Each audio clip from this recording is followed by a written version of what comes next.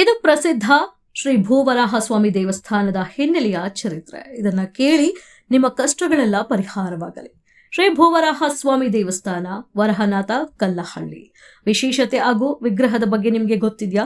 ಇಲ್ಲಿ ಮುಖ್ಯ ಆಕರ್ಷಣೆ ಭಗವಾನ್ ವಿಷ್ಣುವಿನ 3ನೇ ಅವತಾರವಾದ ವರಾಹ ಸ್ವಾಮಿ, ಅಂದ್ರೆ ಕಾಡು ಹಂದಿಯ ಮುಖ ಮತ್ತು ಮಾನವ ಶರೀರ ಬೃಹತ್ ವಿಗ್ರಹ.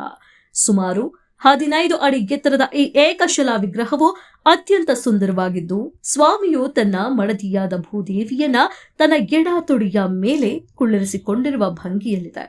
ಭಾರತದಲ್ಲಿರುವ ಕೆಲವು ವರಾಹ ಸ್ವಾಮಿ ದೇವಸ್ಥಾನಗಳಲ್ಲಿ ಇದು ಅತ್ಯಂತ ಪ್ರಮುಖವಾದುದಾಗಿದೆ. ಐತಿಹಾಸಿಕ ಹಿನ್ನೆಲೆ ಏನು ಗೊತ್ತಾ? ಈ ದೇವಸ್ಥಾನಕ್ಕೆ ಸಾವಿರಾರು ವರ್ಷಗಳ ಇತಿಹಾಸವಿದೆ.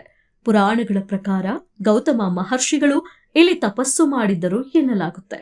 ನಂತರ ಹೊಯ್ಸಳ ರಾಜನಾದ ವೀರಬಲ್ಲಾಳನು ತನ್ನ ಭೇಟಿಯ ಸಮಯದಲ್ಲಿ ದಾರಿ ತಪ್ಪಿ ಇಲ್ಲಿಗೆ ಬಂದಾಗ ಒಂದು ನಾಯಿ ಮತ್ತು ಮೊಲದ ನಡುವಿನ ವಿಚಿತ್ರ ಘಟನೆಯನ್ನ ನೋಡಿ ಈ ಜಾಗದ ಪವಿತ್ರತೆಯನ್ನ ಅರಿತು ಭೂಮಿಯ ಅಡಿಯಲ್ಲಿ ಅಡಗಿದ್ದ ವರಾಹ ಸ್ವಾಮಿಯ ವಿಗ್ರಹವನ್ನ ಹೊರತೆಗೆದು ಈ ದೇವಸ್ಥಾನವನ್ನ ನಿರ್ಮಿಸಿದನು ಎಂಬ ಇತಿಹಾಸವಿದೆ.